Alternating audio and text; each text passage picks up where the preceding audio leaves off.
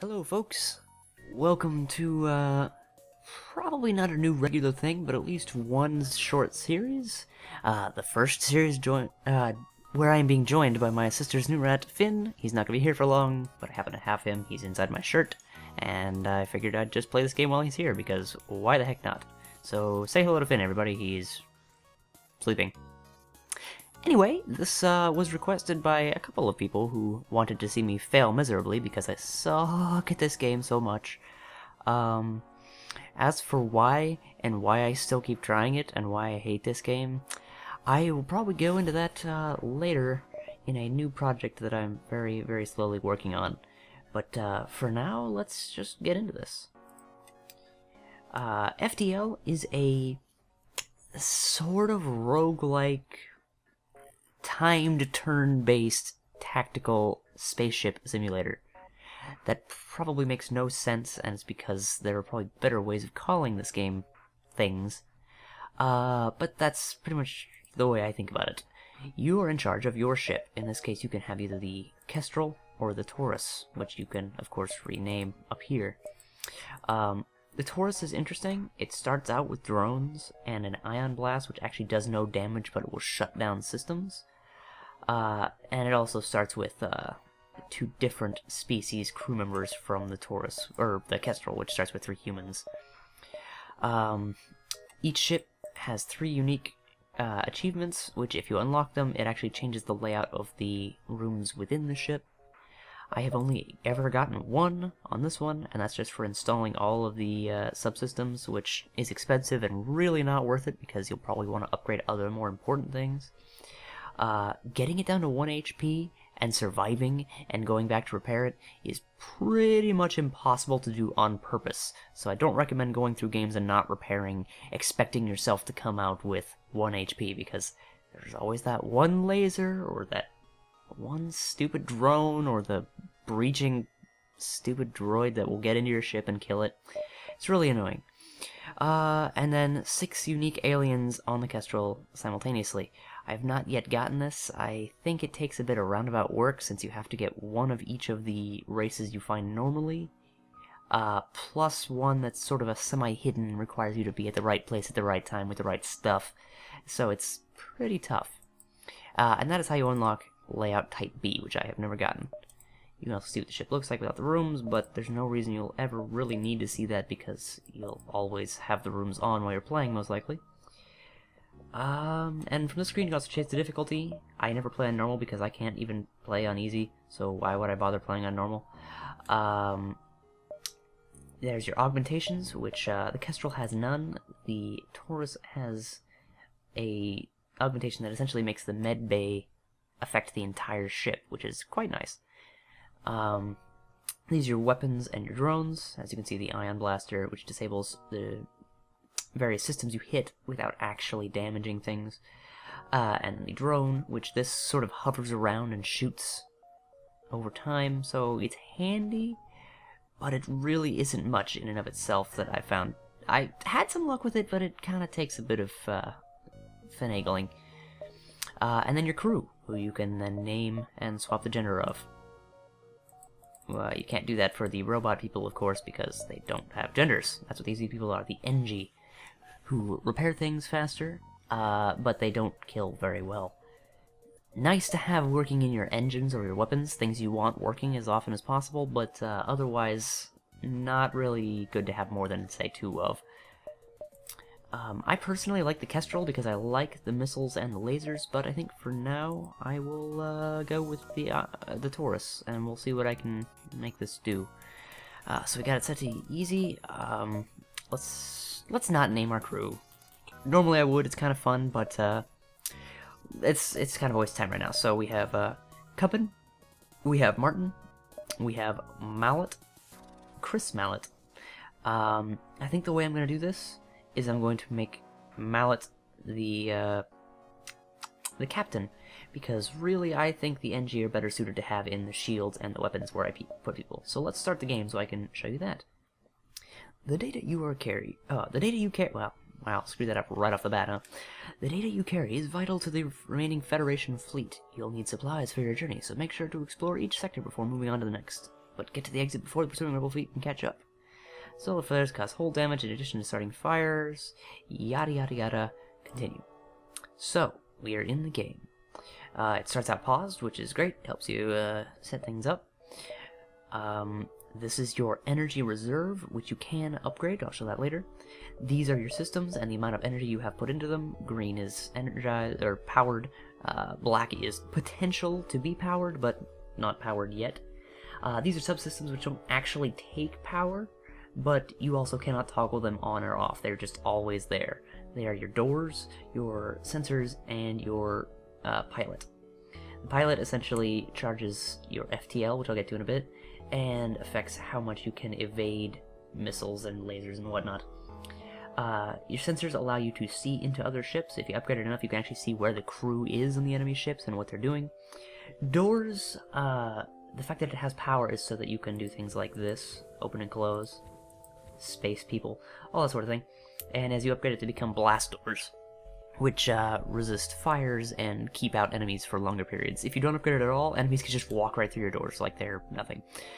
I believe these are your weapons right here, which you can set on auto fire, which I've never actually done. I'm not sure if that's wise, but otherwise you can just turn them on. As you can see, it now takes 3 power, and that saps it from here, and it will start charging as soon as I unpause. There we go. And the ion cannon things charge pretty darn fast. These are my drones, which I can power at the same time, but there is no enemy ship, so it's not worth it. Activating a drone will take a drone part. Some drones you seem to get back and some you don't. I'm not really sure how that works, but for the most part, when you activate them and then you no longer need them, you've now expended your drone parts. So you kind of got to keep an eye on that if you have drones. This is my crew here, and their respective skill levels at various things. None of them have any skills right now. Let's put Cubbin on shields and Martin on guns, and as we said, Human will be on the pilot. Also their health, which will only become an issue if they start getting shot at or if they happen to be in a room that gets hit with a missile or a laser. Here are various side stats. Our oxygen level, which will go down if our oxygen is destroyed, or if we happen to vent rooms into space. It will slowly recharge over time so long as oxygen has power, which it does. Evade is a combination of your piloting and your piloting level and how much power is put into the engine. So if I were to, yes, put another bar of engine power in there, we are up to 15, which is not great, but I have a hard time justifying putting points into that since I don't see it as easily. Up from that is our shields. This is going to be upgraded to have up to 4 layers of shields. As you can see, we have this blue bar around ourselves, or blue bubble around ourselves, and it gets brighter and more opaque as we level it up. And so you'll see that get deteriorated over time as it gets shot. Every 2 bars of power is 1 layer of shield. Just going straight from that is our hull. This is the health of our ship. As this goes down, nothing really happens until you just explode. Anything from being directly shot to having boarding parties blow up rooms to fires causing damage to rooms will cause this to go down in varying degrees. Underneath that we have our amount of fuel. This is what allows us to jump from place to place, which I'll show later on. Our missiles, which only matters if we had a missile launcher, which we do not. And our drone parts, which allow us to use drones.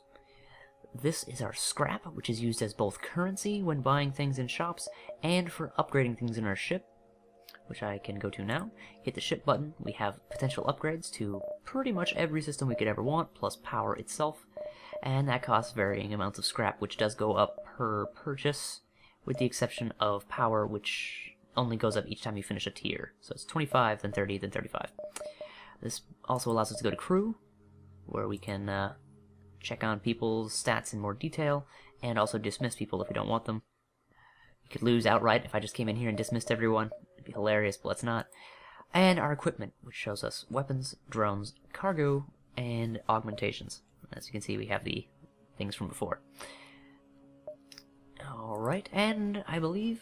Oh, there is also, very important button, the close all doors and open all doors. On first click, open all doors only opens interior doors, but if you click it again, you will open the space doors as well. And you can hit close all doors to close them all. Note that if you open all doors and then your door room, or your door power is ruined, thank you, person playing Skyrim, for popping up there. If your door room is damaged below 1 power, you will not be able to affect doors in any way. So if you've opened doors and then someone blows up this room, those doors aren't closing until you fix it. So be careful what you try to space when people are near your ship or shooting at your doors. On the map, these are of course guns, shields, sensors, doors, engines, oxygen, healing, medbay, piloting, and the drones. Drone control, which I don't believe can be manned. Let's see here. That's unpowered. Yeah, you can only man building or rooms that have this little person on them. And what manning does is essentially makes them, that reduces charge time, increases dodge chance, increases shield recharge speed. So I, of course, like the charge time on weapons and recharge speed of shields. I'll eventually stick a person on engines if I get them. I believe I've talked about everything, so let's move on to the jump button. Every time we've finished with an area, so I've unpaused, nothing's going on, we're not being attacked, people are moving around, we are done here. You can hit jump when this charges up, and choose a destination. I've also turned on an optional setting, which is, I think it's see route on hover, which essentially lets you see where the place you're going to can also reach, which is very useful for making sure you don't get cornered, or like, I'm going up this way, and then if this didn't lead to anything else, you're stuck here and have to go back, which eventually there will be a bubble here that shows the encroaching rebel fleet, and if you go backwards into that, you essentially have to fight tougher and tougher rebel ships. It's not good. And you don't get much loot out of it because you are in a rush once you're within that, so they don't let you scavenge. So this is the map, this is where we are. Yellow dots are anywhere we can go, connected by green lines of course, and they will be marked as nothing, store, or distress. You can also get exit and quest. And if you manage to upgrade your sensors in any sort of, if you get an augment to your sensors, you can actually see what upcoming things have, like whether they have ships, whether they have hazards, that sort of thing. We'll get into the hazards as we see them though, so for now, let's hit the store and see if we can buy something useful. Spacious, and here's a traveling merchant who shows you his wares. Okay, so we don't have much cash, so we can't actually get anything. Which is a shame, because burst laser would be quite nice.